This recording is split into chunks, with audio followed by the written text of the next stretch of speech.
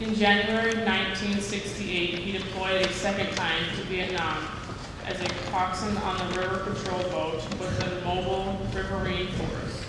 50 years ago, on August 18, 1968, Wendell was wounded in an ambush and medevaced home.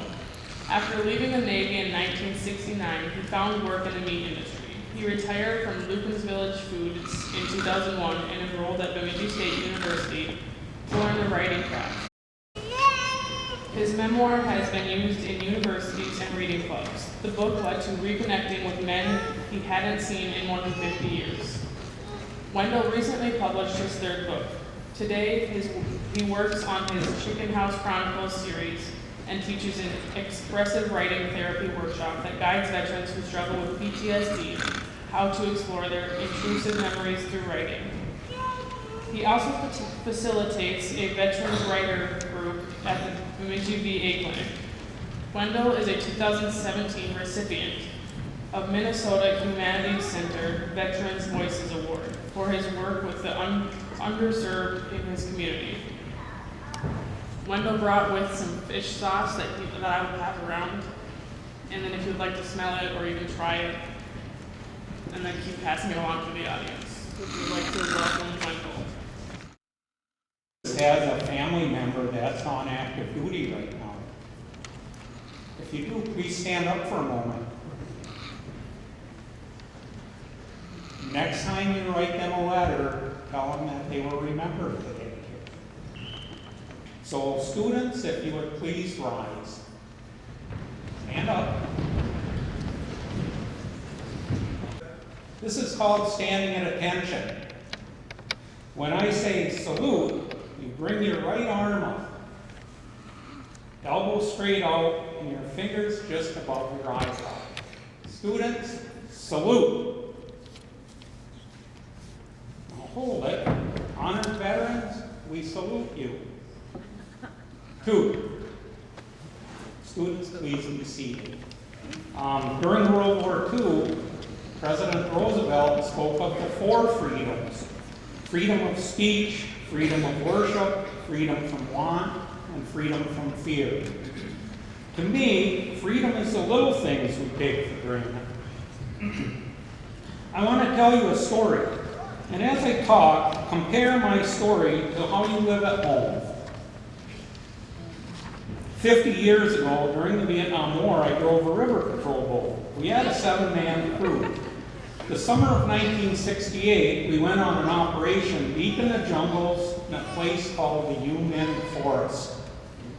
I carried a platoon of Army troops on my boat, about 30 men, and we dropped them off on the riverbank so they made a sweep inland searching for enemy soldiers.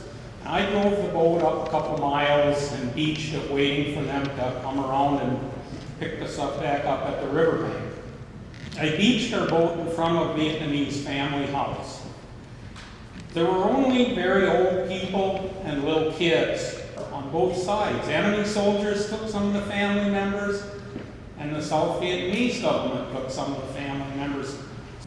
It was about lunchtime when we beached our boats, and the little kids smelled us eating our sea rations. Sea rations are canned food that would come in a box, and you had like ham and lima beans, or spaghettis, and beaners and wieners, and a few other things. And there was a pack of cigarettes in the little box, and a dessert, and a little bit of toilet paper. You had everything you needed to travel.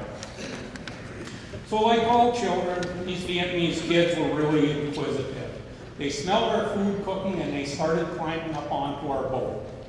And they had never seen canned food, so we opened up the kind we didn't really like. We gave them some ham and lima beans, and we didn't have extra spoons for them, so they dipped their fingers into these cans, and they didn't like it any better than we did. And they were just fascinated by a big white man, and we had a black man on our boat. But he started picking at the hair on my hand, because he was really fascinated by it. And when it wouldn't come off, he pulled my shirt sleeve, he pushed it up, and he saw my tattoo. And that really fascinated him. And he started rubbing on my tattoo and it wouldn't come off. And before I knew it, he leaned forward to spit on it and rub part of it. That still didn't come off. There it is 50 years later. So anyway, like I mentioned, we had a black man on our boat. And they were really fascinated by him too. He was a really tall guy. He had a short sleeve shirt on around the side of the house. And we called the houses in Vietnam, we called them hooches, because they were basically just little huts made out of stick walls, and the shingles were like bamboo leaves. So I thought, gosh, I wonder what we're having for lunch. So I took the muzzle of my shotgun and I lifted the lid up on the pot. And lo and behold, inside in the broth there were fish heads bubbling around it. And it smelled just like that sauce was passing around. So shake it up a little bit, then you get the full smell. In the back corner, now this little hooch had a dirt floor. And in the back corner, there was just wadded up blankets where the people slept at night. Okay? And right in the middle of the floor, in the middle of the hooch, there was an old bed spring. And they used it for a chicken roost. There was no cloth on the bed, it was just bare springs. Some of you have probably seen old bed springs. No televisions. No Facebook or texting. In Vietnam, there was this really poisonous snake that soldiers called a two-step. Can anyone imagine why it was called a two-step? It was called a two-step because when it bit a soldier or a sailor, you took 2 steps and dropped dead. So those kind of snakes could sneak into that hooch. And that's the kind of thing these little kids had to live with. Over the years, since the Declaration of Independence was signed, thousands of sailors, soldiers, Marines, and airmen have preserved our holidays and our way of life. In 11 days, we celebrate Thanksgiving. When you sit down to your Thanksgiving feast, be thankful that enemy soldiers and strangers can't just walk in and search your house and force your parents and older siblings to go to war. Be thankful we have police officers to protect us. Be thankful for dedicated teachers and that you go to school. They've never read a story to their children or grandchildren, and they've never texted a friend.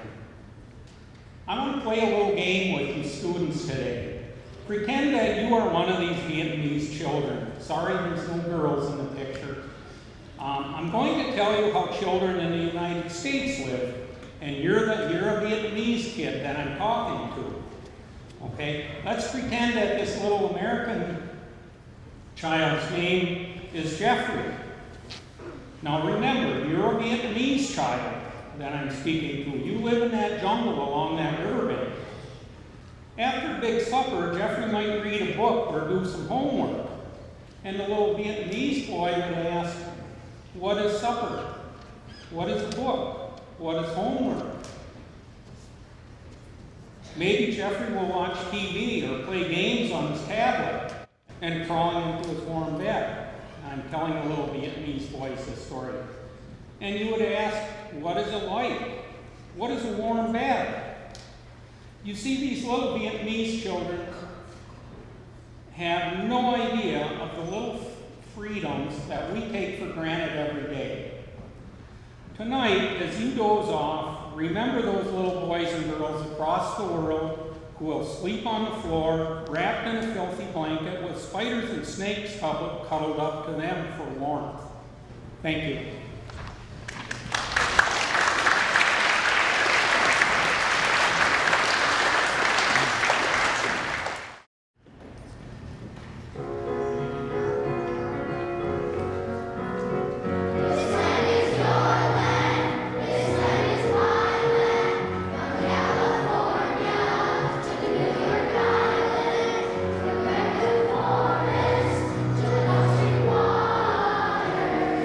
This